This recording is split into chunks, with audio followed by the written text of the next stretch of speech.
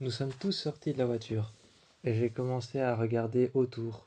J'ai regardé le coffre et j'ai ouvert le coffre et il n'y avait plus de gouttes qui tombaient sur moi parce que j'avais ouvert le coffre. À l'intérieur, j'ai regardé la roue de secours. Mon ami est venu près de moi et il m'a frappé l'épaule en me disant: «Qu'est-ce que tu fais? On est tombé en panne.» Je lui ai dit: «C'était peut-être les roues.» Il m'a regardé et m'a dit: «On est tombé en panne, on n'a pas un problème de pneus.» Tout de suite, il était vrai qu'il avait raison. On n'avait pas un problème de pneus, nous étions tombés en panne. Mais comment c'était possible qu'une voiture si grosse qu'un SUV noir puisse tomber en panne en plein milieu de la forêt? Alors j'ai rangé le pneu, j'ai rangé le triangle de secours, et j'ai rangé tout ça à l'intérieur du coffre. Finalement, on a laissé le coffre ouvert et nous sommes sortis. Les 4 portes ouvertes, les portes de derrière, les portes de devant, et même la porte du coffre, les 5 portes ouvertes. On est parti, on a laissé la voiture sur le côté. On ne s'est même pas dit, aucun de nous ne s'est dit de prendre la voiture, de la reprendre pour pouvoir conduire, d'essayer de la refaire démarrer. Pour nous, c'était trop flippant. C'était trop flippant et il y avait une sorte de menace qui rôdait autour de nous. Cette sorte de menace qui rôdait autour de nous, qui avait l'air d'être si palpable, mais invisible, avait l'air d'être près de nous. En plus, la portière qui avait frappé, qui avait tremblé quand j'étais à l'intérieur, me donnait l'impression que quelque chose était là. Mais ce quelque chose qui devait être là, cette chose qui devait être là, n'était pas visible. Alors pour nous, la seule chose à faire, c'était d'ouvrir les portières et de s'enfoncer dans la forêt. Mais au fur et à mesure qu'on s'enfonçait dans la forêt, on avait l'impression qu'on tournait en rond. Au fur et à mesure qu'on s'enfonçait dans la forêt, on avait l'impression qu'on tournait en rond. J'avais l'impression quand je trébuchais au sol, ou alors quand je marchais, que je perdais l'équilibre, comme si le sol était en train de respirer. J'avais l'impression que les arbres se recroquevillaient sur moi comme une prison, et plus j'avançais vers cette lumière que nous avons vue au bout de quelques mètres, cette lumière que nous avons vue, on a pensé à un vieux chalet ou alors à une maison peut-être habitée par une famille, dans laquelle on pouvait peut-être trouver refuge, dans laquelle on pouvait peut-être frapper à la porte et y trouver refuge. On a pensé à ça, à une maison qui était au milieu de la forêt, mais qui habiterait au milieu de la forêt sans rien, sans rempart, sans grillage autour de sa maison, qui habiterait au milieu de la forêt comme ça. On a continué quand même parce que nous étions quand même un peu désespérés. Je sentais la forêt respirer autour de moi, comme si j'étais en train de marcher à l'intérieur d'un poumon. Comme si j'étais en train de marcher à l'intérieur d'un poumon humain, je sentais la forêt respirer. Je sentais une sorte de présence, mais je me disais que c'était les animaux de la forêt. Alors j'ai continué, tout droit on a continué, et j'ai aidé l'une de mes amies à franchir les racines d'un arbre. On est arrivé devant une énorme maison qui était vitrée, mais surtout avec d'énormes murs plats et gris. Le propriétaire nous a ouvert. Il nous a ouvert alors qu'on n'était même pas encore arrivé devant la porte. On l'a regardé et on a demandé si on pouvait rentrer. Il a ouvert la porte, n'a rien dit. Il est resté statique et nous a regardé rentrer. Nous étions mouillés, trempés, de la tête jusqu'au cou. De la tête jusqu'aux pieds, nous étions trempés. Quand nous sommes rentrés, la première chose qu'on a regardée, c'est dehors à travers une vitre. Après avoir lâché la voiture, les 5 portes ouvertes et le triangle sur le côté qui, a- qui avait été ouvert dans le coffre, j'ai laissé quand même un pneu ouvert dans le coffre et le triangle juste à côté, afin que les personnes qui étaient sur la route voient la voiture sur le côté garée, les 4 portes ouvertes quand on l'a lâché. Quand on a lâché la voiture, je l'ai regardée sous la pluie une dernière fois, les phares avant ouverts. Mon ami est monté dans la voiture et a finalement pris les clés. Il a pris les clés avec lui, a retiré le contact. Il a retiré le contact, a retiré le mode drive et le mode.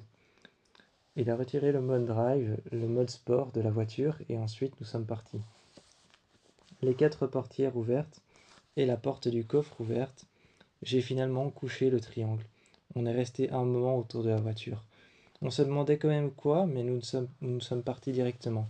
On n'a pas cherché on n'a pas cherché à la redémarrer.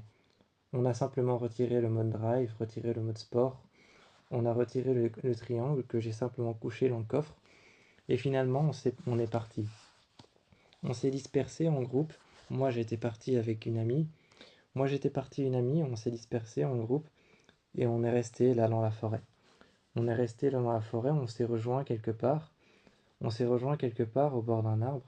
En se rejoignant quelque part au bord d'un arbre, j'avais l'impression, en marchant avec mon ami, on était tous en train, on était tous en train de crier dans la forêt, de se demander comment est-ce que ça allait. On se demandait en criant: «Et de ton côté, ça va?» Et on entendait en retour: «Oui, nous tout va bien, et vous, ça va?» Et on était en train de se crier ça pour savoir comment est-ce qu'on allait. On se repérait aussi grâce à nos lampes de poche. Grâce à nos lampes de poche, la lampe de poche de nos GSM, on se repérait aussi, grâce à ça pour savoir où est-ce qu'on allait. On suivait une lumière qu'on avait tous remarquée, une lumière dont on pensait que c'était un domicile. Mais au contraire, c'était loin d'être un domicile.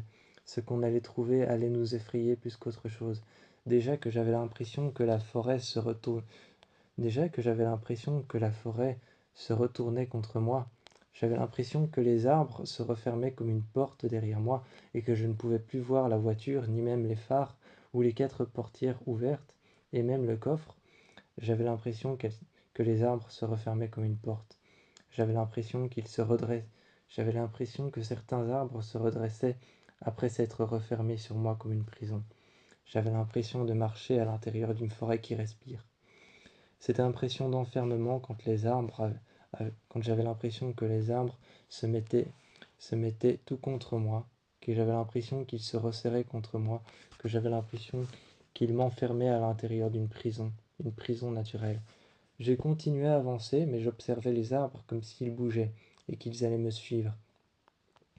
J'observais les racines comme si c'étaient des vers vivants qui rampaient au sol, mais rien de ça n'était réel, ce n'était qu'une impression hors du commun que je n'avais jamais ressentie. Finalement, on a avancé et la seule chose qu'on a trouvée, c'était en fait un corps. On a trouvé finalement un corps sans vie, par terre. Mais ça ne devait pas être un meurtre, ou alors ça ne devait pas être une personne simplement qui n'a jamais retrouvé son chemin. Car ce corps était plus qu'autre chose, c'était impressionnant de voir un corps aussi immaculé, couché sur le sol. Nous étions tous effrayés, aucun de nous ne savait quoi faire. Le corps était effondré par terre. C'était une femme aux cheveux, C'était une femme aux cheveux noirs, ou alors peut-être qu'ils étaient bruns foncés, bruns très foncés, frisant le noir. Ses yeux, eux, étaient bleus, bleus presque blancs, mais j'arrivais à voir une petite nuance de bleu juste derrière ses yeux qui étaient un peu gris. J'ai regardé ses lèvres, il n'y avait même pas une seule fissure, une seule fente à la lèvre. Rien. Ses lèvres n'étaient même pas gercées. Elles étaient encore humides, et à l'intérieur, sa langue était encore humide. À l'intérieur, sous sa langue, il y avait encore de la salive. J'y ai mis mon doigt, à tremper mon doigt. C'était humide et encore chaud. Je me disais que ce cadavre ne pouvait pas être là depuis des années. Malgré ça, il avait l'air, il avait quand même l'air d'être là depuis des années. Il avait l'air d'être là depuis des années. La peau était pâle, était blanche, blanche comme de la céramique. Je l'ai touché. J'ai touché ses bras. J'ai touché son ventre. Sa corpulence était plutôt fine. C'était une femme et j'ai regardé. J'ai regardé, sa corpulence était plutôt fine. Elle était toute nue. Elle était nue et je me suis demandé, quand je l'ai vue toute nue, je me suis demandé, la première chose que je me suis demandé, c'est où sont passés ses habits? Où est-ce qu'ils sont? Mais ils n'étaient pas. Ils n'étaient pas à côté d'elle. Ils n'étaient pas dans une boîte. Peut-être que la personne qui avait fait ça. Mais ce ne pouvait pas être une personne qui avait fait ça. Il n'y avait même pas l'once d'une trace de sang. Il n'y avait pas l'once d'une fissure à la lèvre. Il n'y avait même pas l'once d'un ongle cassé. Elle n'avait rien. Rien du tout. Elle était comme toi et moi, une personne normale. Couchée par terre, allongée avec des yeux gris, comme si elle était morte depuis 3 jours. Mais son cadavre qui était sur le sol humide, malgré l'odeur pestilentielle. L'odeur pestilentielle était la seule chose qui s'échappait de son corps, pouvant laisser, pouvant laisser croire à un cadavre, ou pouvant laisser croire à une peut-être décomposition qui va bientôt arriver. Malgré ça, elle était comme toi, comme moi, comme mes amis. Elle était comme nous.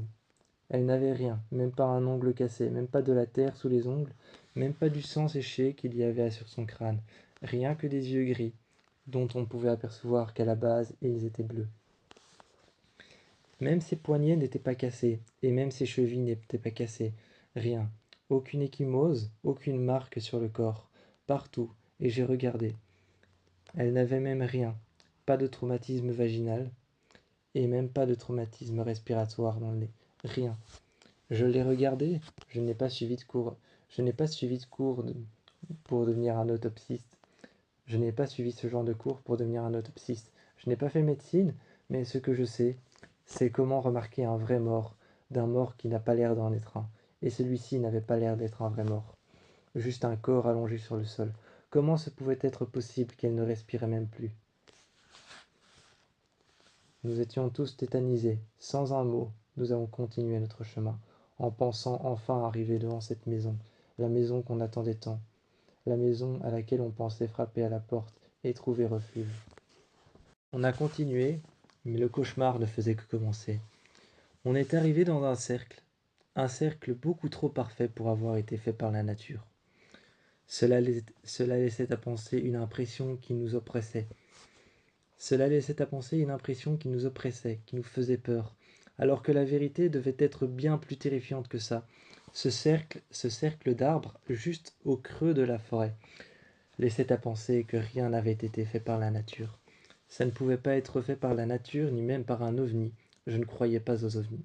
Je ne croyais pas aux ovnis. Je ne croyais pas aux extraterrestres. Mais c'était bien trop parfait. C'était bien trop géométrique. Alors que j'étais en train de regarder ce cercle parfait, d'en faire le tour, un liquide blanc m'est tombé sur la tête, blanc et transparent. J'ai commencé à le regarder au bout de mes doigts, mais au bout de mes doigts, j'ai senti que ce liquide blanc avait une texture bizarre. Il était un peu pétillant et avait des bulles. J'ai regardé et j'ai tout de suite constaté qu'il ne s'agissait pas d'un liquide blanc, comme par exemple de la sève d'arbre, ou alors un simple liquide comme de l'eau. Il s'agissait de salive. J'ai levé les yeux, et là le cauchemar ne faisait que commencer. 10 corps alignés chacun à une racine. 10 corps qui étaient alignés chacun à une racine en bas, qui étaient affichés devant nous. 10 corps qui étaient en bas affichés devant nous. Ces corps qui étaient en bas contre les racines, eux, étaient normaux. Encore une fois, ils étaient immaculés et il n'y avait rien, même pas un ongle cassé, même pas un cheveu plus long ou moins long. Les cheveux étaient taillés comme si on avait déposé ces cadavres-là comme une mise en scène. Même pas un ongle cassé, même pas du sang sur la tête, même pas du sang sur le front, le crâne, même pas un œil percé ou quoi que ce soit, rien. J'étais en train de regarder tous ces corps par terre, mais ne fût-ce qu'au moment où j'ai levé les yeux, ne fût-ce qu'un instant, quand ce liquide m'est tombé sur la tête, là j'ai levé les yeux, avant de trébucher sur une jambe humaine. J'ai levé les yeux et j'ai vu tous ces corps qui étaient suspendus à des cordes. Comment sont-ils arrivés là alors qu'ils étaient immaculés, intacts? Ils étaient immaculés, intacts. Comment étaient-ils arrivés là, tous ces corps? Il s'agissait tous de femmes. Tous de femmes, les corps étaient immaculés. Même pas un ongle cassé. Si je me mettais sur la pointe des pieds, appuyé sur un arbre au-dessus d'un corps d'une femme qui était contre une racine, je levais les yeux et je me disais, qu'est-ce qu'il se passe encore? Nous sommes tout de suite partis après avoir vu ces 10 femmes suspendues à des cordes. Comment étaient-elles montées jusque-là? Mais tous ces corps, comment étaient-ils montés jusque-là? Accrochés à des cordes, des anciennes cordes, et comment ces corps, qui pesaient certainement 50, ou alors peut-être 40, 50 ou 60 kilos, comment ces corps pouvaient encore tenir à des vieilles cordes? Elles avaient la nuque brisée, et des cheveux noirs très sombres. Mais leurs paupières ouvertes, leurs yeux que je voyais, eux, étaient étincelants, car ils étaient gris, mais au passage, juste avant, ils devaient être bleus, comme le corps qu'on a trouvé. Nous sommes partis, laissant cette horreur derrière nous, mais ce qui m'a le plus pétrifié, c'est la manière aussi pétrifiante que cela pouvait être, que le cercle avait été fait autour des arbres. Alors que j'étais sur le point de décliner, le cauchemar ne faisait que commencer. Devant moi, cette vieille ferme m'a regardé. J'avais l'impression qu'elle m'observait depuis l'intérieur. La porte cassée sur le côté, appuyée contre le mur, les murs qui étaient complètement cassés, qui étaient complètement effondrés, et qui se maintenaient à la simple force de portes en métal, ou alors de morceaux de métal, de morceaux de fer, ou de planches en bois. Cette vieille ferme que j'ai vue, j'y sentais l'impression d'un regard à l'intérieur, comme si quelque chose nous attendait, quelque chose d'invisible mais qui me regardait de l'intérieur. On est arrivé devant cette ferme, et j'ai poussé la porte jusqu'à ce qu'elle tombe au sol et qu'elle fasse résonner les plaques en métal. À l'intérieur, il n'y avait rien, rien que le silence, mais un silence qui pouvait nous parler et exprimer quelque chose. Un silence qui pouvait exprimer des mots, qui pouvait exprimer une peur forte. On a été voir dans la salle de bain. Dans la salle de bain, il y avait une trace rouge et profonde, une sorte de moisissure sur les murs dans les coins. Et je me suis dit, qu'est-ce qui s'est passé ici? J'ai regardé le fauteuil déchiré à l'intérieur duquel il y avait des animaux qui étaient certainement passés par là, des coquilles d'œufs et des brindilles tout autour, laissant croire au passage de certainement un oiseau, peut-être un rapace ou alors une sorte d'aigle, qui y avait fait son nid pendant quelque temps, avant de déserter l'endroit. À l'intérieur d'un vieux frigo dont la porte était elle aussi cassée. Elle était tombée par terre. Lorsque j'ai touché l'intérieur du frigo, j'ai senti qu'il y avait plein de moisissures et j'ai tout de suite retiré ma main. Et l'intérieur du frigo. L'intérieur du frigo, quand j'y ai posé ma main, s'est défaite comme une simple toile d'araignée entre mes doigts. Elle s'est fissurée, un petit peu comme une simple toile d'araignée ou simplement comme du bois pourri. J'ai retiré ma main et de l'autre côté, il y avait des vers, des larves accrochées au mur qui étaient en train de ronger des parasites, de ronger des coquilles de parasites blancs que je pouvais apercevoir, des coquilles d'œufs, et juste plein de pourriture, plein de moisissures, des moisissures noires, contre les murs en train de ronger l'intérieur. J'étais en train de réfléchir, qu'est-ce qu'il y a en bas, quand une porte s'est ouverte doucement. Qu'est-ce qu'il y a en bas? J'étais en train de réfléchir. Je suis descendu, une femme avec le visage couverte de moisissures qui pourtant poussent sur les arbres et sur le bois. Cette femme en avait plein le visage. Elle avait les yeux troués, et je l'ai regardée. Elle portait une robe blanche, elle-même aussi couverte de moisissures. Je suis tout de suite remonté. À l'extérieur, j'ai vomi, et nous avons continué notre chemin.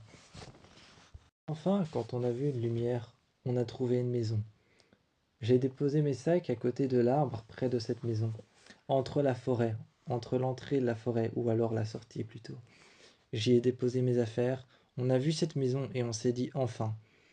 C'était comme si j'espérais que la personne à l'intérieur, lorsque je frapperais à la porte, m'ouvrirait. Je me suis dirigé vers la porte et j'ai frappé. J'avoue avoir hésité pendant un instant, mais j'ai frappé. Un homme est apparu, un homme d'une quarantaine d'années. Il m'a regardé. Et cet homme d'une quarantaine d'années, bien coiffé, avec des vêtements corrects, nous a ouvert. Ça m'a tout de suite paru étrange de voir un homme si bien coiffé, avec des vêtements corrects, nous ouvrir la porte au beau milieu de la forêt, dans une maison dans laquelle il n'y avait ni entrée, ou alors ni barrière de jardin. J'ai regardé cette maison qui était planquée au beau milieu de la forêt. Ni barrière de jardin, ni barbelé, ni petit espace, ni mur pour séparer le jardin d'une potentielle autre maison. Mais il n'y avait pas d'autre maison, juste la sienne. J'ai regardé ça, ça m'a paru étrange. Finalement, je suis rentré. Il m'a invité à rentrer et à boire et à manger. Alors, pourquoi pas? J'ai demandé à tous les autres de venir en lui demandant poliment s'ils pouvaient venir aussi, si mes amis pouvaient rentrer aussi. Il les a regardés, se penchant sur le côté, et finalement il les a vus. Il leur a fait un signe à eux tous, et leur a demandé de rentrer, disant oui bien sûr, d'une voix agréable. Nous sommes rentrés, assis sur le fauteuil, La maison, à l'extérieur, était complètement usée, mais encore habitable. Les murs étaient déchirés. Le papier peint à l'extérieur, encore une fois quelque chose qui m'interpellait. Du papier peint à l'extérieur et non pas à l'intérieur. Certains murs et certaines peintures blanches sur les murs étaient en train de tomber, étaient en train de s'écailler et de tomber sur le sol. Quand nous sommes rentrés, la maison était complètement luxueuse, avec des meubles qui devaient coûter extrêmement cher. On s'est assis et j'ai regardé l'extérieur par une fenêtre ouverte. J'ai demandé pourquoi la maison était aussi, dé- était aussi désagréable à l'œil de l'extérieur, mais aussi agréable à l'œil de l'intérieur. Il ne m'a pas répondu et a tout simplement fermé les rideaux. À cet instant-là, il nous a servi du thé. Il nous a servi du thé encore une fois dans quelque chose qui me paraissait étrange. Des vieux verres qui avaient l'air complètement opaques, peut-être à cause d'une moisissure ou alors du calcaire, je ne sais pas. Mais il a servi du thé dans des verres comme ceci. Je ne me suis pas précipité à lui demander un autre verre ou une autre tasse de thé. J'ai bu et on lui a expliqué ce qu'on a vu. Il a dit que c'était courant par ici, mais est resté complètement statique. Et il n'a rien dit de particulier. Il a dit que il nous a raconté certains phénomènes sur d'étranges faits dans la forêt, d'étranges faits qui relataient peut-être des légendes. Quand il nous a raconté ça, il a pris un air joyeux et ensuite nous a dit que c'était juste pour rire. Je me suis demandé pendant un instant quel genre de personne rigolait à ça, mais je n'ai pas réagi. J'ai continué à bien agir afin d'obtenir une chambre, et qu'il nous laisse peut-être rester pendant quelques jours. Lorsqu'on a fini par obtenir une chambre, je me suis dit que mon comportement avait payé, malgré toutes ces manières de réagir qui étaient bizarres.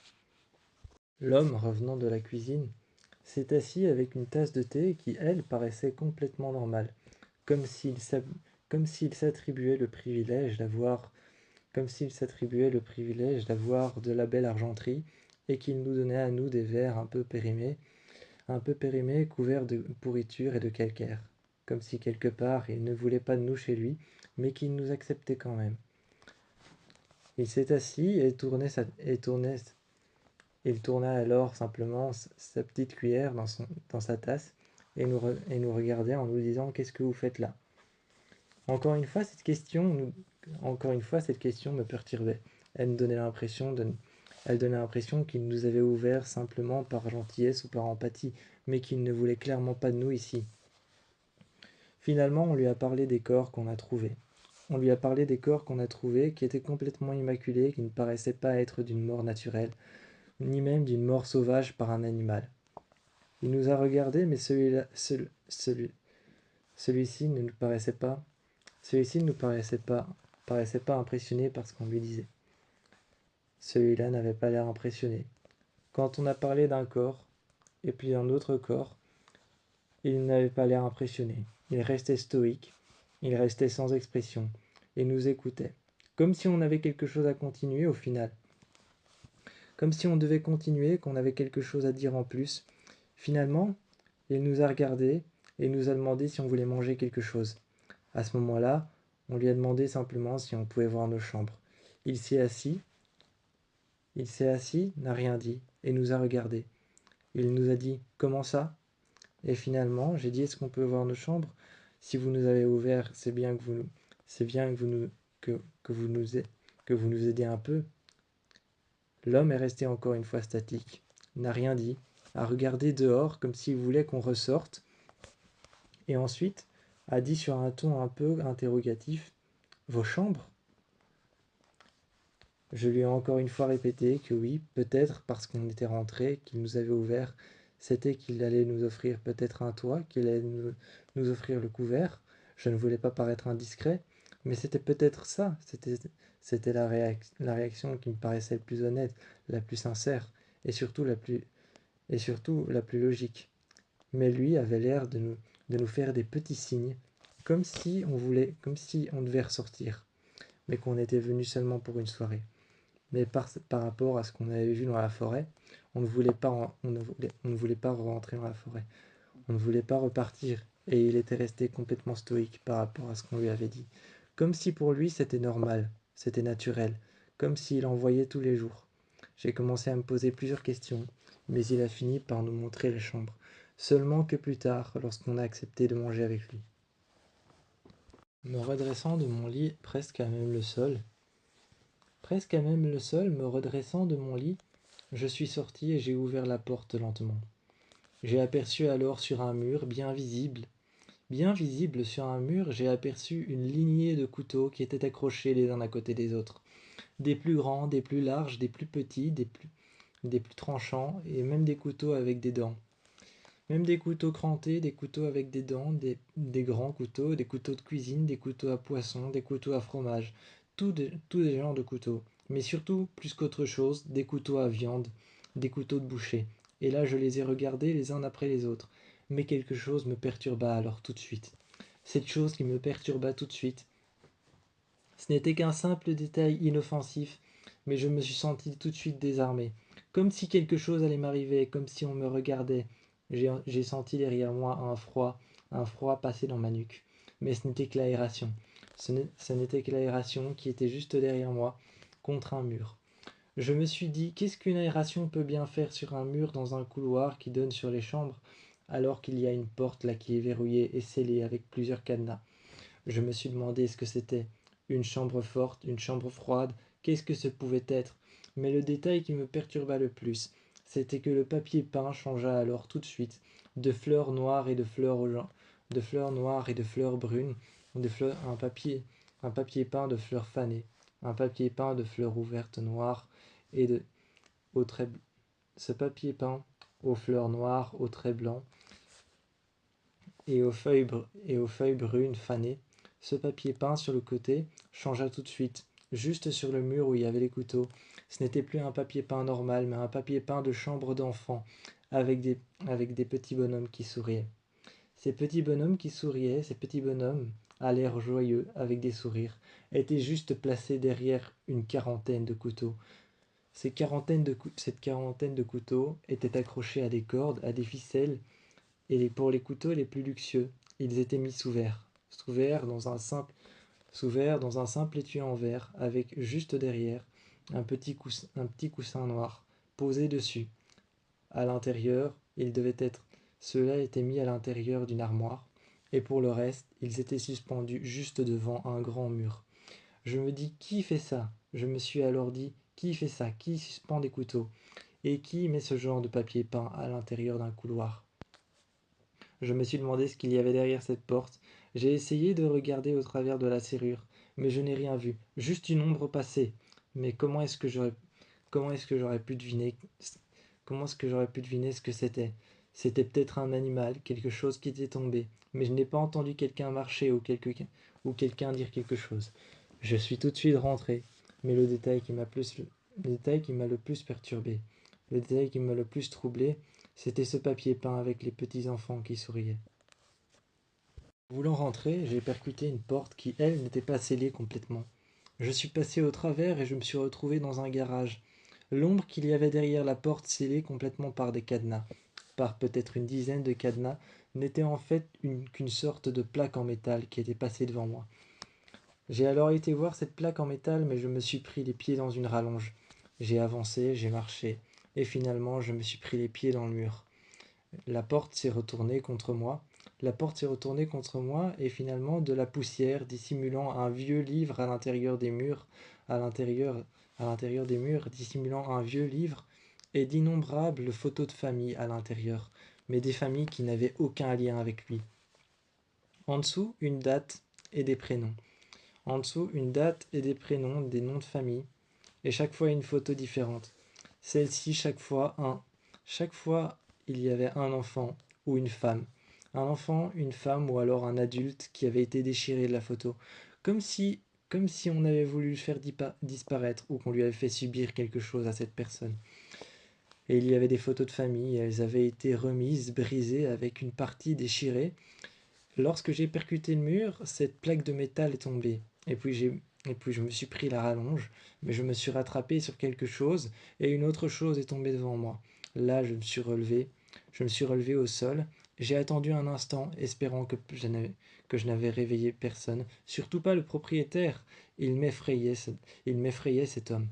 En me relevant, je me suis rendu compte, tétanisé, qu'il s'agissait d'un brancard ancien, en métal.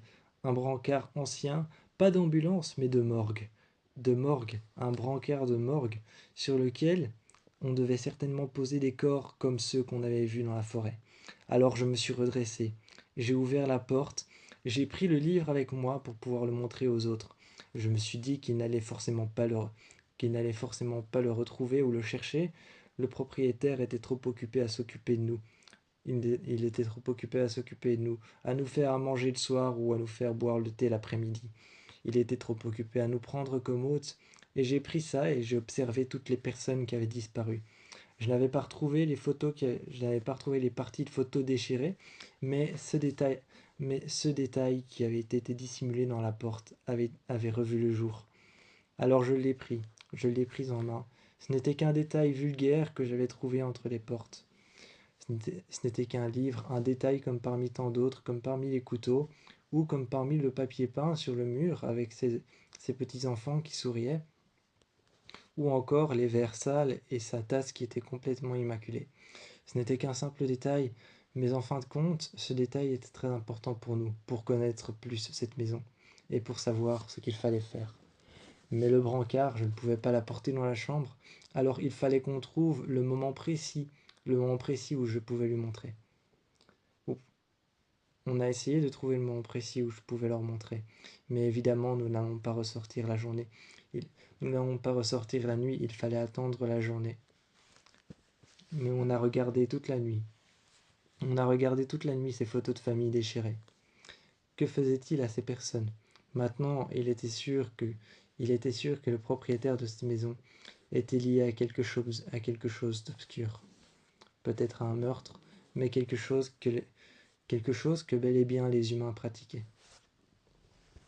On a commencé à penser un peu plus que c'était lui. Un peu plus, on a commencé à penser que c'était lui. On est sorti dehors. On est sorti dehors et on a regardé. On a regardé la maison. On s'est posé des questions et on a cherché des choses bizarres tout autour de la maison. Mais rien. C'était un moment long et insupportable. À se dire que la maison cachait de secrets. À se dire que la maison cachait de secrets. On a tourné autour, on a soulevé des morceaux de métal, on a soulevé des vieilles portes ou alors des vieux meubles qui étaient contre la maison. On a déchiré les coussins avec ce qu'on avait sous la main, mais rien. Cette maison avait l'air de cacher des secrets. Et quand on est rentré dans notre chambre, on a commencé un peu plus à penser que c'était lui.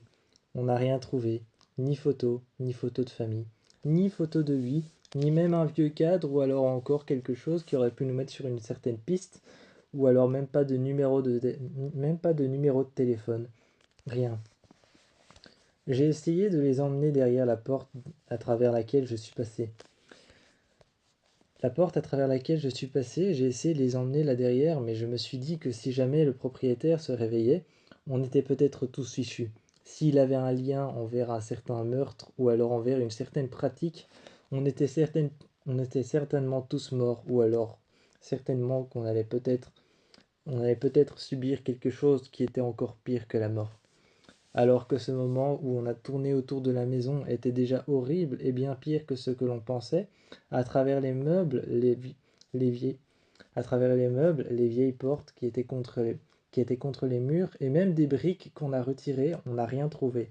Juste du vieux ciment qui avait craquelé avec le temps, juste de vieilles portes qui étaient pourries, de l'odeur de moisissure, des larves qui s'étaient collées au mur et qui étaient en train de manger la pourriture. Mais rien que des fantômes du passé à travers des meubles. On n'a rien trouvé de compromettant. Lorsque nous sommes rentrés dans la chambre, j'ai continué à tourner les pages de cet album. Je n'avais pas regardé toutes les pages, hein, évidemment, mais j'ai continué à tourner les pages. Et en tournant les pages et en continuant, il n'y avait que quelques textes, genre comme si une seule phrase était apparue chaque fois comme si chaque fois une seule phrase était écrite sur une page, et une phrase suivante en bas sur une page. C'était un livre étrange. La suite du livre n'était qu'une seule phrase ou qu'un seul petit chapitre qui était écrit. Un demi-chapitre écrit sur une phrase entière. J'ai regardé ça et j'ai lu. Mais c'était écrit à l'envers. C'était écrit de manière picturale. C'était écrit de manière picturale, mais c'était écrit à l'envers. C'était écrit en écriture miroir, et il fallait que j'utilise un miroir pour pouvoir lire ça. Nous sommes allés dans la salle de bain et on a lu ce que c'était. Ça racontait chaque fois l'histoire d'un enfant et l'histoire d'une femme, ou l'histoire d'une personne qui faisait partie d'une famille. Et tout était expliqué dans les moindres détails, comment elle était. Et lorsqu'on a regardé un peu plus les textes, cela décrivait parfaitement certaines personnes trouvées dans la forêt. L'homme dans un coin, la nuit, se réveille et marchait. Lorsque je l'ai vu, moi, il n'était pas en train de marcher, mais il est passé comme une ombre à côté de moi. Je l'ai senti sortir de sa chambre, en haut, descendre les escaliers, je n'ai même pas vu le temps. Je n'ai même pas vu le temps passer, mais il était déjà en bas des escaliers, comme s'il n'était pas vraiment descendu. Il est passé à côté de moi comme une ombre, les yeux fermés, ce qui m'a fait peur, un peu comme du somnambulisme, mais ce n'en était pas vraiment, car il parlait. Il parlait, et il s'est mis à genoux. Il s'est mis accroupi, et il a commencé à parler une langue que je ne connaissais pas. Le fait qu'il soit passé à côté de moi comme une ombre, et que je n'ai même pas eu le temps de pouvoir l'entendre descendre les escaliers, ou le voir descendre les escaliers, comme s'il s'était téléporté d'une pièce à l'autre et qu'il s'était mis tout juste à côté de moi pour pouvoir passer comme une ombre, m'a fait extraordinairement peur. Ça m'a fait extraordinairement peur, je n'ai même pas eu le temps de me retourner que j'ai vu son corps si imposant passer à côté de moi. Et cette ombre noire que j'ai vue, juste passer à côté de moi, qui était lui, qui étaient ses vêtements et son grand manteau noir qu'il portait sur lui. Je me suis demandé pourquoi alors qu'il était en pyjama. Pourquoi alors qu'il était en pyjama portait-il un grand manteau noir qui ressemblait à une ombre noire dans la nuit? Il a commencé à avancer, a mis sa tête contre le mur et a parlé. Une langue qui n'existait même pas, des mots qui n'existaient même pas. Je me suis avancé, mais finalement je me suis reculé. J'ai fait un pas vers l'avant, un pas vers l'arrière, et je me suis dit tout compte fait. Laisse-le, c'est sa maison. Et je suis parti, sans rien dire. Effrayé, mais je suis parti. J'étais en train de dormir, et soudainement je me suis réveillé. Une ombre est apparue à la fenêtre. Je me suis rendu compte que cette ombre qui est apparue à la fenêtre, à ce moment-là, 3 événements distincts se sont produits. Les rideaux à l'intérieur ont d'abord commencé à légèrement trembler. Ensuite, ils ont commencé à doucement s'envoler dans les airs. Ils ont commencé à doucement s'envoler dans les airs, un petit peu au-dessus de la poutre fenêtre. Là, j'ai regardé les rideaux, des rideaux roses et anciens, un peu pâles, peut-être à cause de la lumière du jour, forte dessus qui frappait. Je me suis dit qu'ils avaient été usés à cause de ça. Ces rideaux, souvent étaient restés fermés, mais la nuit, ils étaient ouverts. Et là, sur le côté, ils se sont mis à se soulever. Ils se sont mis à se soulever, mais quand je me suis réveillé, ils étaient fermés. Ils étaient fermés, et juste quand l'ombre a disparu, j'ai entendu une porte s'ouvrir à l'intérieur du couloir. J'ai entendu une porte s'ouvrir à l'intérieur du couloir, et quelqu'un marchait. J'ai tout de suite été voir, j'ai entrouvert la porte pour pouvoir regarder. Mais je n'ai rien vu. Je n'ai rien vu, sauf des vêtements par terre, un manteau et un vulgaire chapeau. J'ai regardé un instant, puis j'ai refermé la porte. Mais rien. Rien que ce manteau et ce chapeau par terre. Et je me suis demandé qu'est-ce que c'était réellement. Est-ce que quelqu'un était réellement venu les déposer? Ou est-ce que cette ombre avait fait apparaître tout ça et ça venait de mon imagination? Étais-je encore endormi ou en train de rêver? Le matin, je me suis levé. Tranquillement, je me suis étiré, prenant le temps de regarder la pièce, balayant la pièce des yeux, la vieille commode sur le côté, la vieille armoire qui était ouverte avec un tiroir ouvert qui ne se refermait plus, un vieux manteau qui traînait sur le côté, un vieux porte-manteau avec un manteau et un chapeau au-dessus qui donnait l'impression d'un homme debout la nuit. J'ai regardé la pièce avec la grande armoire avec un tiroir qui était à moitié fermé, et une armoire, l'une des portes de l'armoire, fermée avec une clé dessus. Ensuite, j'ai été voir la fenêtre.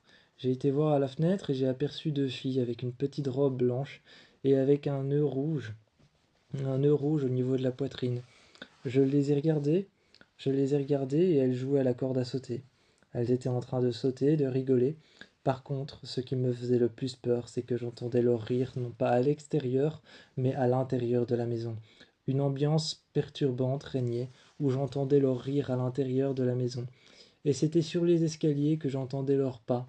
J'entendais les pas, j'entendais les pas de leurs chaussures retomber et ressauter et retomber sur les marches d'escalier, comme si à l'intérieur il y avait un enfant qui se déplaçait, mais que les deux enfants étaient à l'extérieur.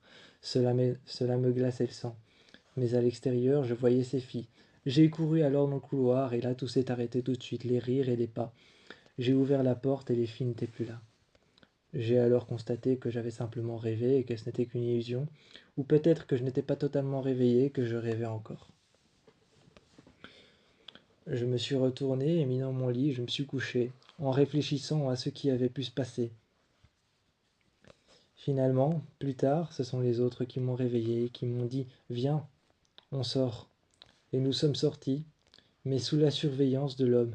L'homme est resté là en face de nous pendant plusieurs heures à nous fixer de manière neutre, sans expression. Nous, on est sortis. C'était un moment très dérangeant où on était observé par une personne qui ne nous connaissait même pas. De temps en temps, il nous faisait des gestes, mais restait impassible. Il restait impassible d'expression, mais nous faisait des gestes. J'ai eu beau faire le tour de la maison. Quand j'ai ouvert la porte, elle n'était plus là. Elle n'était plus là quand j'ai ouvert la porte. Par contre, j'ai senti un vent froid frissonner dans mon dos. Et dans mon dos, j'ai senti un vent froid, ensuite, remonter vers ma nuque. Et vers ma nuque, j'ai senti alors une sorte de murmure, comme des petites voix d'enfants qui me murmuraient à l'oreille. Et j'ai alors baissé les yeux. J'ai baissé les yeux pour je ne sais pas quelle raison. Je me suis frotté la nuque et je me suis mis accroupi. Par terre, j'ai vu que l'homme me regardait par la fenêtre. Cette étrange silhouette noire qui me regardait par la fenêtre, je l'ai vu m'observer. Et j'ai vu alors qu'il voyait que je ramassais quelque chose par terre. J'ai frotté ces deux morceaux de papier que j'ai trouvés, des morceaux de papier, des morceaux de papier déchirés. Sur le premier, deux noms de filles, Stacy et Camilla. Ensuite, sur le troisième, aidez-nous. Aidez-nous. Et j'ai repris ces morceaux de papier. Il y en avait un troisième juste en dessous de ma chaussure. J'ai levé ma semelle et je l'ai pris. Au début, je pensais qu'il y allait juste y avoir deux morceaux de papier, mais non, il y en avait trois. Je les ai reformés à l'intérieur sur une table et c'était en fait un puzzle. Un papier déchiré en trois morceaux, sur lequel on avait écrit deux noms de filles et aidez-nous. Aidez-nous, je me disais alors, j'ai commencé à penser à plein de choses différentes. Est-ce que est-ce que ces deux filles, c'était simplement deux petites filles enfants? Ou alors est-ce qu'elles faisaient partie de l'un des nombreux cadavres qu'on a vus dans la forêt? Ou était-elle encore pire autre chose, une tombe sur laquelle on allait tomber? Ou est-ce qu'elles étaient enfermées à l'intérieur de cette maison et que la personne qui nous avait accueillis, le propriétaire de la maison, ne nous avait pas encore dit? J'étais en train de réfléchir à une certaine réalité, même si tout me paraissait irréel autour de moi. À cet instant-là, les soupçons s'accentuaient. J'ai trouvé dans la grande armoire dans notre chambre, j'ai trouvé deux robes qui avaient été placées soigneusement dans des boîtes en carton. Les boîtes en carton avaient l'air d'avoir été fabriquées. Elles avaient l'air surtout d'avoir été fabriquées pour être un cadeau de Noël. Elles avaient été consciencieusement conservées à l'intérieur. À l'intérieur, elles avaient été consciencieusement conservées et consciencieusement fabriquées. J'ai regardé et il y avait deux robes. Deux robes avec une étiquette, mais sur cette étiquette, rien. Rien du tout. Et ces robes avaient l'air de faire la taille de petites filles de 6 ans, certainement celles que j'avais vues dehors. Mes soupçons commençaient à se... Mes soupçons commençaient à grandir, grandir et grandir, telle une maladie. Par contre, tout ce que je pensais sur cet homme commençait à se confirmer. Il était sûr qu'il était en lien avec quelque chose, et il ne fallait maintenant que je trouve plus que quoi. J'étais prêt à parier ma vie ou mettre ma main au feu que cette maison était énormément dangereuse pour nous, et il ne fallait pas qu'on reste. Il ne fallait pas qu'on reste ne serait-ce qu'un jour de plus dans cette maison. Je me suis dit alors qu'il fallait qu'on disparaisse tout simplement. Il fallait qu'on disparaisse pendant la nuit ou pendant le jour, peu importe, mais il fallait qu'on parte d'ici. Alors que je pensais que le cauchemar ne faisait que commencer, parce que lorsqu'on essayait de partir, tout commençait à devenir de pire en pire. Il y avait des apparitions ou des choses bizarres qui étaient faites par le propriétaire. On voyait des choses où on était tout de suite arrêté par un dîner ou par le fait d'aller boire le thé l'après-midi. On a trouvé alors une énorme cave. On a trouvé une énorme cave qui était protégée par une porte fermée. Quand on a trouvé cette cave en bas, cette cave qui était elle-même, euh, cette cave qui était elle-même à l'extérieur, qui était protégée par une autre porte qui s'ouvrait en deux, une sorte de porte scellée par un, scellée par un morceau de bois, une planche en bois, et, et un autre morceau de bois qui avait été raccroché à une ficelle, et un deuxième morceau de bois raccroché à une ficelle, et par le premier. J'ai alors ouvert ces deux morceaux de bois. Je les ai coupés avec un couteau que j'avais saisi par le manche dans la cuisine, et on est sorti. Le couteau, c'était pour me défendre et surtout pour ouvrir les portes si jamais il y avait un cadenas. J'utiliserai la pointe. On est rentré et on a trouvé une cave vide où il n'y avait qu'une petite armoire. Il n'y avait qu'une petite armoire par terre, complètement cassée, avec juste le tiroir qui était installé par terre. Des vieux vêtements, les vêtements d'un enfant. Les vêtements d'un enfant et juste à côté, une bougie fondue jusqu'au fond. Il y avait même la corde qui dépassait en dessous. Malgré tout, comme la bougie avait fondu jusqu'au fond, ça sentait une odeur assez agréable. Mais c'était une cave dans laquelle il avait enfermé un enfant, certainement. Certainement un enfant, le lit était fait. Il était fait, mais la couverture était repliée vers l'arrière. Il y avait un coussin, et sur le coussin, je pouvais remarquer que c'était certainement un enfant qui avait été enfermé ici, car il y avait l'enfoncement de sa tête, la forme de sa tête enfoncée dans l'oreiller. J'ai regardé le matelas qui était plutôt dur. À l'intérieur, il dissimulait plein de livres avec des images qu'il avait pris de l'enfant, des images qu'il avait fait de lui et l'enfant, ou alors de l'enfant tout seul, posé sur le lit. Je n'ai même pas pu imaginer les horreurs qu'il lui a faites. On est remonté et on a laissé cette cave derrière. On a laissé cette cage pour cet enfant qui est certainement mort à l'heure où je parle. On l'a laissé derrière nous et on est tout de suite rentré dans notre chambre, histoire qu'il ne remarque rien. Ce matin-là, on s'est levé et l'horreur brûlait devant nos yeux. L'horreur brûlait devant nos yeux. Juste devant nous, 4 totems à l'effigie de mes amis et moi. J'ai regardé ces 4 totems qui étaient faits en ossements et qui étaient faits en peau d'animal. Faits en peau d'animaux, faits en ossements et faits de plein d'autres matériaux comme par exemple des branches, des morceaux de bois. Nous représentons nous avec aussi des morceaux de fer, des morceaux de métal, des morceaux de plastique ramassés autour de la maison, contre les planches en métal qu'il y avait contre la maison, des morceaux de meubles, les meubles qu'on a vus quand on a fait le tour de la maison. Tout ça avait été ramassé et avait été accroché pour pouvoir faire des bras, des jambes, et pour pouvoir faire 4 totems qui tenaient en place juste mis devant notre fenêtre.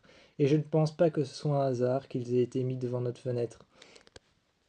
Je suis sorti et j'ai été les voir. J'avais déjà peur de mettre un pied à l'extérieur, mais j'avais autant peur de mettre un pied à l'extérieur que je n'avais peur de revenir à l'intérieur et de fermer la porte derrière moi, car autant à l'extérieur qu'à l'intérieur c'était déjà un danger.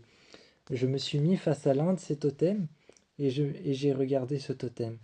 J'ai regardé le suivant, puis encore le suivant, et là j'ai trébuché sur le sol et je me suis rattrapé. Je me suis rattrapé sur le sol. En me rattrapant sur le sol, je me suis rattrapé sur quelque chose qui m'a blessé la main.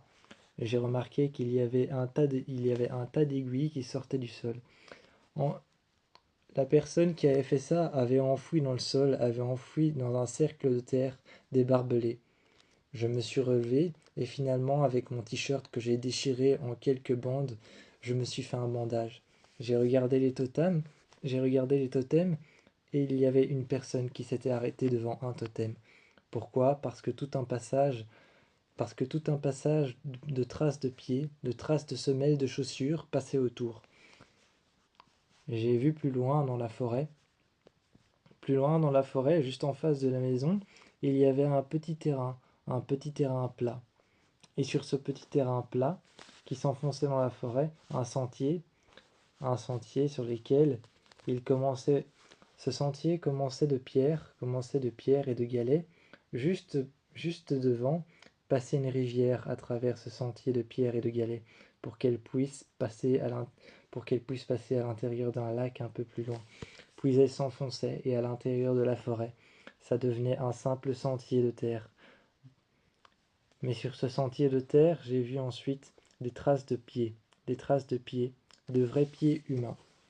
Ce n'étaient plus des traces de semelles, de chaussures, mais de pieds humains qui marchaient et s'enfonçaient dans la forêt.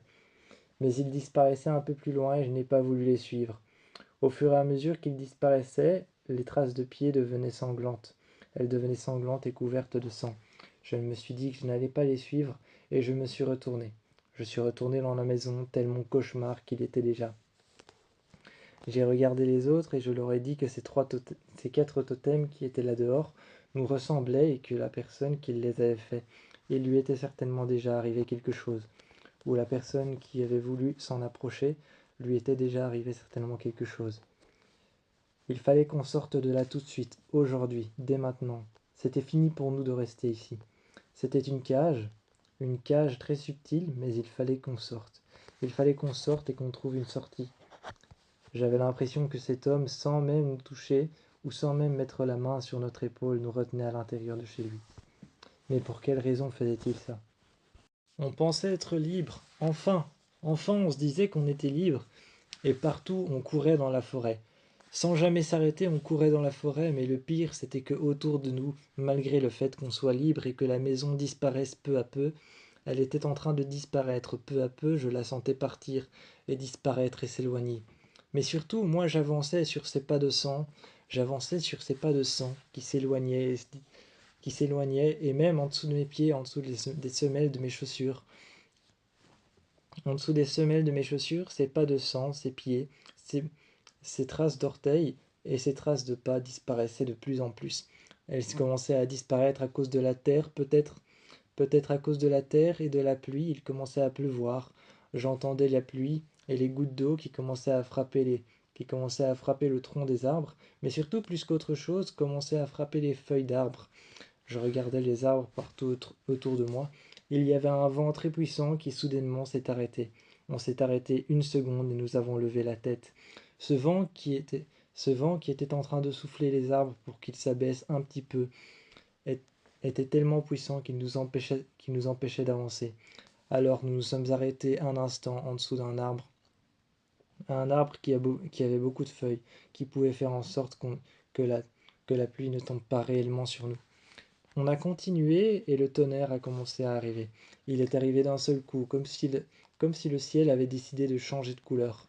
D'un seul coup, le ciel a changé de couleur. Et là, le tonnerre a frappé. Ils frappèrent tellement fort qu'on avait l'impression qu'ils résonnaient comme si on était sous un préau, ou comme si on était à l'intérieur d'un hangar, mais de quelque chose qui était en métal, ou d'un endroit où il n'y avait pas beaucoup de meubles, où ici, chaque parole pouvait résonner. Comme si on était à l'intérieur d'une pièce vide où chaque parole pouvait résonner, où chaque mot, où chaque son pouvait résonner. Comme si on était à l'intérieur de ça, dans la forêt. Le cauchemar continuait. Il y avait des personnes qui se mettaient à tirer alors que ce n'était même pas la saison des chasses. Ce n'était même pas la saison des chasses. Des personnes se mettaient à tirer. On ne savait même pas qui c'était. Et on ne pouvait même pas apercevoir notre tireur. On ne pouvait même pas apercevoir notre tireur. On pouvait juste entendre les coups de feu partout autour de nous qui avaient l'air de résonner et de venir de droite, de gauche et de devant et de derrière nous. Même derrière nous, c'était le plus terrifiant de sentir les coups de feu qui venaient de derrière. On avait l'impression qu'on nous poursuivait une arme à la main. Mais ce n'était pas plus terrifiant que tout ce qu'on a trouvé dans la forêt ou à l'intérieur de cette maison. On en était enfin débarrassé. Enfin, c'est ce qu'on pensait. Le tonnerre s'est arrêté de gronder et nous sommes arrivés sur une île. Là, il y avait une petite barque sur le côté. On a installé tous nos sacs à l'intérieur de la barque. On a pris cette vieille barque sur le côté, mais malheureusement, celle-ci était trouée. Alors, comment fallait-il faire maintenant? Comment fallait-il faire maintenant pour atteindre l'autre côté? On a marché tout le long du lac. On a marché tout le long du lac, même les endroits boueux, et même les endroits où passait l'eau, on a marché le long du lac. On a essayé un moment de continuer à marcher, même si l'une de mes amies s'était coincé son pied dans les racines. Elle s'était coincé son pied dans les racines, son pied s'était enfoncé dans la boue, dans la terre qui s'était enfoncée dans l'eau. Tout au fond de la vase, elle ne pouvait retirer son pied. J'avais une seule solution, soit la laisser là, continuer mon chemin et courir. Mais c'était mon amie, alors je l'ai pris sous le bras, et finalement, il a fallu simplement qu'elle tire de toutes ses forces et sa chaussure s'est arrêtée. Sa chaussure s'est arrachée. Sa chaussure s'est arrachée et elle a continué pieds nus, un pied nu avec moi, et l'autre muni d'une chaussure, elle a continué avec moi. On a continué, et je la tenais et elle se tenait à moi. Finalement, les autres ont continué derrière nous, et nous étions en train de faire les éclaireurs. On partait devant avec la lampe de poche de notre GSM et la grosse lampe de poche qu'il y avait dans le sac. On faisait les éclaireurs à deux, elle se tenait contre moi, et nous sommes arrivés un moment devant une autre lumière, une maison qu'on pensait cette fois-ci être une bonne maison, la maison de quelqu'un, mais ce n'était rien d'autre qu'un retour au départ. Ce n'était rien d'autre qu'un retour au départ, on a continué à travers l'orage et à travers les éclairs qui de temps en temps éclairaient. Les éclairs qui de temps en temps éclairaient la forêt qui nous plongeait dans le noir, dans un noir complet, un noir dans lequel on ne pouvait apercevoir ne serait-ce qu'une branche à 1 mètre de nous ou ne serait-ce qu'une racine au sol. On ne pouvait rien apercevoir et on a continué à marcher. Plus loin, j'ai continué à marcher et on s'est enfoncé dans un noir total. Un noir total où je ne pouvais même pas apercevoir ma main juste en tendant mon bras. Je ne pouvais pas apercevoir ma main juste en tendant mon bras. Un moment, j'ai continué à marcher, mais j'étais aveugle. Je n'étais aveugle pas simplement parce que j'étais devenu aveugle, mais à cause du noir qui était si intense que je ne pouvais pas voir ma main. Alors je tendais le bras et je m'avançais. Je me dirigeais à l'aveugle dans cette forêt. Je me dirigeais à l'aveugle dans cette forêt, et soudainement mon bras s'est arrêté contre quelque chose, contre une poitrine, contre un buste, et j'ai senti que c'était la poitrine d'une femme. J'ai ouvert les yeux, car je ne voulais pas. Je ne voulais pas, j'ai ouvert les yeux, j'avançais à l'aveugle avec une main sur les yeux, parce que je me disais qu'il devait y avoir encore bien des choses terrifiantes cachées dans la forêt, dissimulées sous les arbres et les racines, ou même voire debout devant nous. Là, j'ai ouvert les yeux et retiré ma main de mon visage, et j'ai aperçu l'une de ces femmes au visage pâle et aux cheveux noirs, debout devant moi. Ensuite, son visage s'est décomposé très rapidement. Son visage s'est décomposé très rapidement. D'abord, il y a eu un début de pourriture, et ensuite la peau a commencé à tomber et à glisser. Et son corps est tombé simplement comme quelque chose de tout mou, tout mollasson. Simplement comme quelque chose de tout mou, tout mollasson, elle est tombée par terre. Comme si c'était un corps, une enveloppe vide, elle est tombée par terre, et j'ai simplement creusé un trou sur le côté. Avec mes mains, j'ai creusé un trou, et je l'ai enfermé. Au moment où j'ai remis la terre par-dessus son corps, par-dessus sa dépouille, j'ai vu que son corps était tout mou. Ma main s'enfonçait dans son corps, ma main s'enfonçait à l'intérieur de sa chair, à l'intérieur de ses muscles et à l'intérieur de sa peau, comme si ses os à l'intérieur avaient été rongés par quelque chose ou avaient disparu. Je ne sais pas ce que c'était comme phénomène, mais elle était devenue toute molle. Elle était devenue toute molle comme si elle n'avait même plus de chair et comme si elle n'avait même plus de muscles, et comme si ses os avaient disparu d'un seul coup. Je l'ai mis alors à l'intérieur du trou que j'avais fait. Je l'ai mis, j'ai traîné sa carcasse. J'ai traîné sa carcasse et quand je l'ai tournée sur le côté, elle a vomi un tas de sang. Un tas de sang mélangé et dilué à de l'eau et à un liquide blanc qui devait certainement être encore de la salive. On s'est avancé finalement de l'autre côté, qu'est-ce qu'on a trouvé? La même chose, la même maison. Jamais on ne pouvait s'enfuir. Jamais on ne pouvait s'enfuir, de l'autre côté on a retrouvé la même maison. On a encore passé la porte, et à l'intérieur l'homme nous attendait comme si ça faisait un... L'homme nous attendait comme si l'homme nous attendait à l'intérieur, comme si simplement il savait qu'on était parti et qu'on allait revenir.